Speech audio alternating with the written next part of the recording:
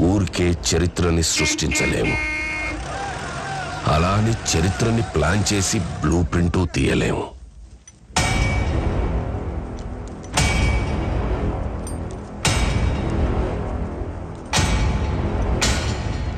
దానికి కావాల్సిందల్లా చిన్న నిప్పురవ. ఏంట్రా సుత్తి చేతిలో పట్టుకుని నిలబడ్డావు? పెట్టేసి పోరా.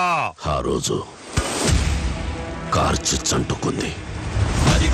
శబ్దం పగిలి ముక్కలవుతున్న భీకర దృశ్యం.